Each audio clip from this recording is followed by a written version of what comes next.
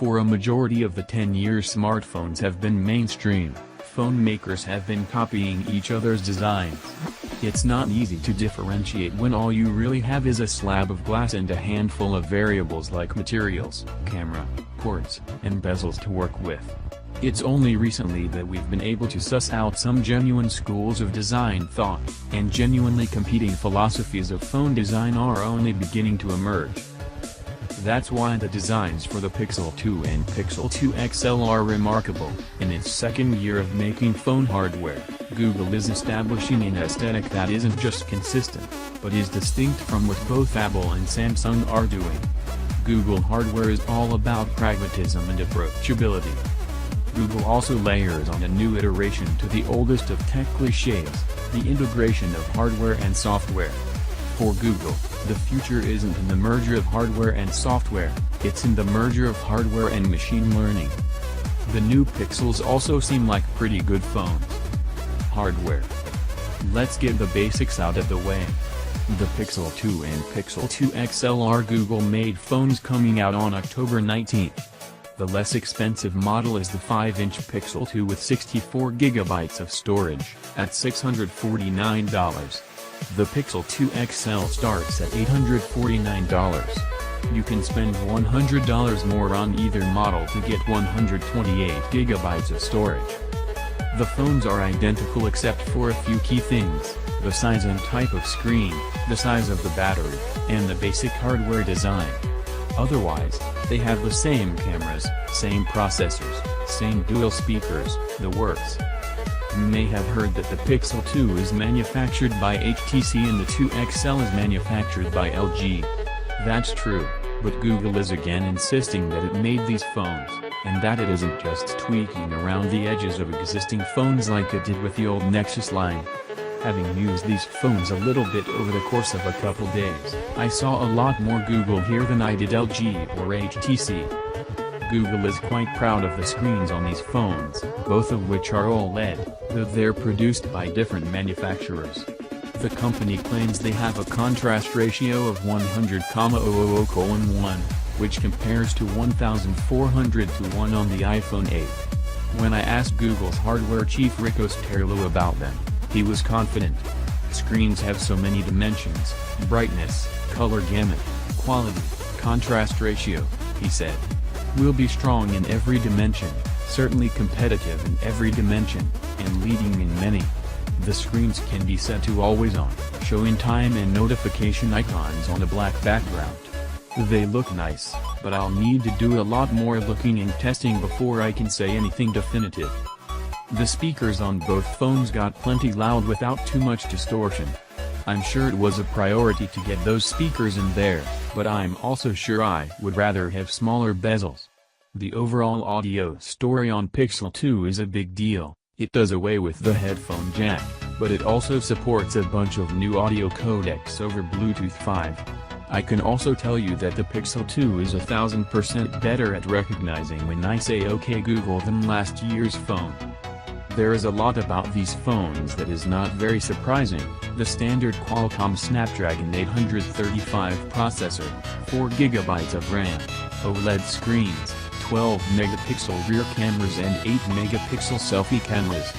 When people say phones are boring now, what they often mean is that you can't really differentiate them by looking at a spec sheet.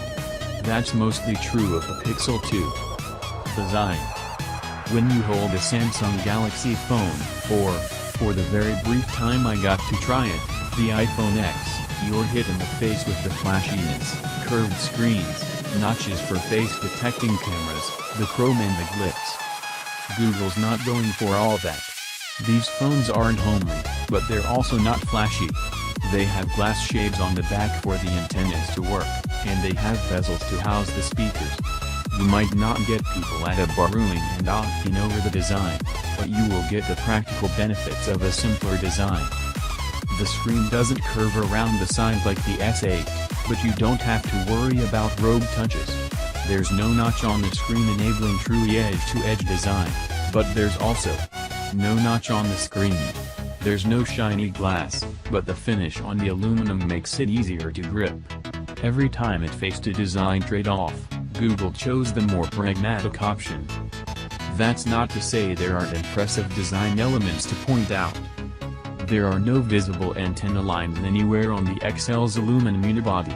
Even though the 6-inch screen on the XL might not technically count as edge-to-edge, it still fits a much larger screen in a body that's just a little bigger than last year's Pixel XL, which had a 5.5-inch screen. On both, you'll see that there is no camera bump beyond a slight raised ridge around the lens. One of the most telling things about holding the phones is the finish on the aluminum. They almost feel more like plastic than metal. I literally had to double check by holding the phone to my wrist like a baby bottle to see if it was cool like metal should be. That finish plus the bezels make the phone more agreeable. On the XL, it hides the antenna line. The aluminum does mean that there's no wireless charging, however. They're also kind of fun. Many of the color choices, 3 on the Pixel 2, 2 on the XL, have a power button that stands out. The white Pixel 2 XL, in particular, has a black glass shade on the back, a white body, and a neon power button. It's like a stormtrooper who secretly wears crazy underpants. I like practicality, but I still think the bezels on the smaller Pixel 2 are too big, and I wish the XL was a little smaller. Cameras. Let's talk about cameras. It will be nerdy. If there's any single thing that makes a great phone great, it's the camera.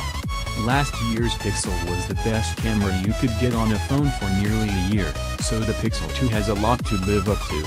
And if there's any place where Google is going out on a limb with the Pixel 2, it's with the choices it made on the camera. Rather than go with dual lenses and a camera bump like Apple, Google is sticking to a single lens on the back and pairing it to a pile of innovations that, like the phones themselves, seem iterative when taken individually. But taken together and put through the filter of Google's machine learning, I think they have a chance to be something really special. Here are some of the hardware changes Google is cramming into its camera stack. It's switching to a dual pixel sensor on the back, which means that every single pixel is made of 2 smaller ones. It's adding optical image stabilization for photos and videos, in addition to electronic image stabilization.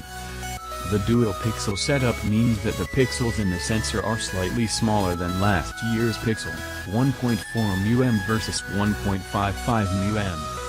To compensate for the smaller pixels, the aperture on the lens is opening up to let in more light, f/1.8 compared to last year's f/2.0. Although it gets more advanced phase detection for focus with the dual pixel, it's keeping laser autofocus, too. It's individually calibrating each phone in the factory to account for the tiny distortions that are inevitable on every camera lens. To be very, very clear, I have only taken a few dozen photos with these phones, and I was using pre-production software, so it is way too early for me to render any kind of judgment.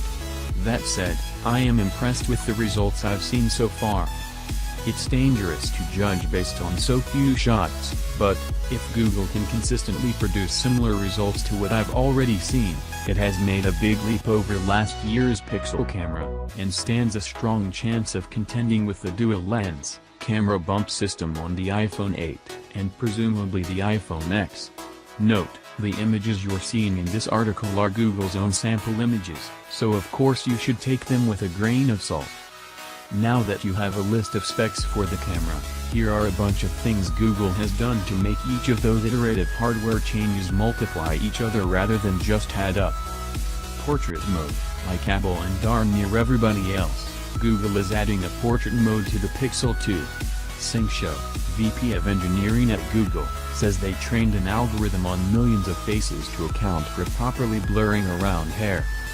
That's pretty standard stuff, to be blunt. What's less standard is that Google is enabling the background blur effect on the 8-megapixel front-facing camera as well. It's also able to create the bokeh effect on a rear camera for any object.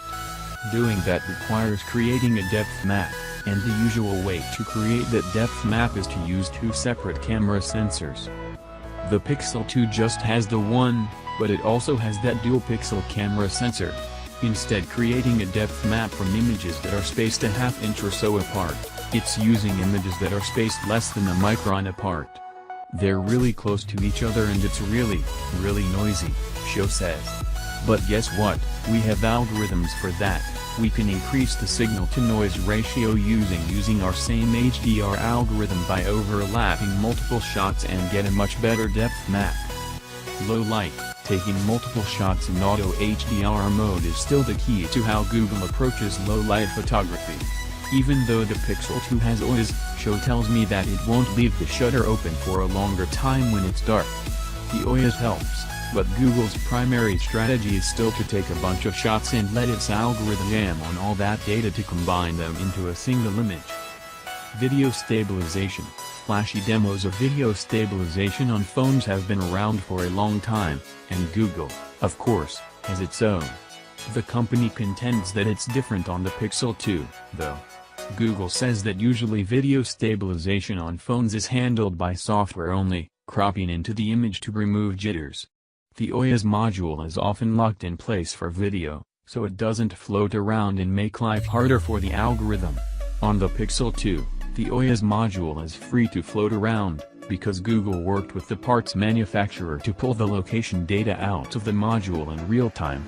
So it can detect your hand shake through gyros, detect where the OIS module is at the same time, and then combine those two jittery graphs into a giant pile of messy data that Google machine learning algorithms parse into stable video. Motion photos, like Apple's Live Photos, the Pixel 2's camera can be set to automatically record a short clip with every photo. And like Apple, Google's file format for these photos is going to take a while to be supported by the social networks you will want to share them on. Google's implementation is based on appending the moving image to a standard JPEG file, so maybe it will happen quickly. You'll be able to export into standard formats like MOV and GIF files from the Google Photos app, and, one assumes, Google's own Motion Stills app. There's machine learning here, too, of course. The phone detects stuff you'd want to cut out, like the blurry motion of putting your phone back into your pocket. It also does an analysis of the beginning and end of each 3-second motion photo and attempts to trim the clip to make better-looking loops. Augmented reality stickers. Google's AR Core framework is fully active on the Pixel 2, so Google is building little moving stickers that you can stick into your scene in real time. It's also taking advantage of some partnerships to get custom stickers, starting with some pretty twee little avatars from Stranger Things. Google says that the individual calibration of each phone's lens is important to our performance. That is a lot of stuff to pile into a camera update, but the thing to remember is that Google is sticking to the strategy it formed last year, leaning heavily into HDR and machine learning. By default, the Pixel 2 takes a ton of shots whenever you hit the shutter button, and then does a ton of computer work on those shots to create a single image.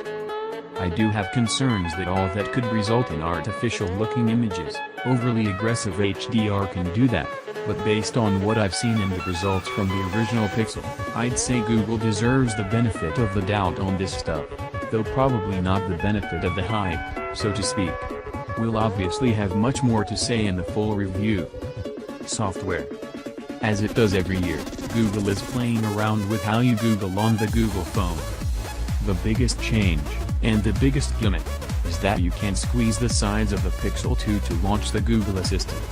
Mario Quiroz, VP of Product Management for Google's Consumer Hardware Division, says, "What we tried to do with Active Edge was not make it a gimmick, but instead ask, how could it perform a useful function?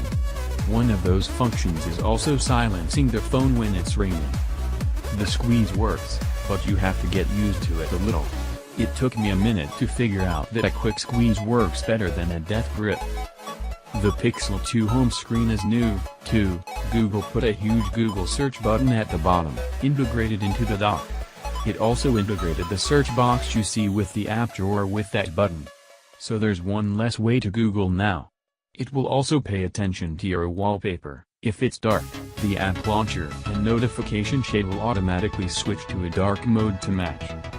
The Pixel 2 will also be the first phone to fully support Google Lens, the company's new system for recognizing objects in photos. To start, it'll only work on a few categories like books, movie posters, business cards, and landmarks. Lens isn't built directly into the camera, though. It's a button on either the Google Photos app or inside the Google Assistant. We tried a demo, and it worked fine identifying a book. I also pointed it at my watch, and it knew it was a watch, but it was too much to ask that it identify the precise model. Google says more categories will get added over time. Google is also giving the Pixel 2 one more trick, ambiently identifying music. Just like the microphones are always on and listening for you to say "Okay Google," they will now also listen for music. The always-on lock screen will silently show what music is playing. Google says the new Now Playing feature happens locally, with a small database that is stored on the phone itself and updated periodically. No data is sent to the cloud. There's something almost Scandinavian about the ethos of the Pixel 2 and Pixel 2 XL. It's most obvious in the pragmatic hardware design, which at every turn is designed for simplicity and usability over beauty. They're nice to look at, but they're a little unassuming. The vibe is like a Volvo car, or an IKEA coffee table, or even Lego. There's a little fun to be had, but mostly they're meant to be comfortable and reliable. The big question, I think, is whether Google has constructed phones that can become more than the sum of their parts. There's no question that Apple and Samsung have advantages that Google doesn't: more advanced silicon, better access to high-end components, and economies of scale. The other big question is whether Google can keep these phones in stock, a very common problem with last year's Pixel. Nobody at the company will guarantee that, but I get the sense that they're confident it'll be better than last year. This is not a high bar. At the very least, the Google Store is getting revamped so that you'll be able to pre-order and hold your place in line whether or not the phone is currently in stock. What Google has is that it's Google, so it can find clever ways to apply machine learning and AI to problems that other companies can just force with nicer hardware. The main battlefield there will be the camera, but it will play out in all the other usual arenas, too: battery life, performance, and, of course, in personal assistance. This isn't going to be the year when the Pixel takes on the iPhone and the Galaxy in terms of sales numbers, but Google is very serious about taking them on in terms of quality and functionality.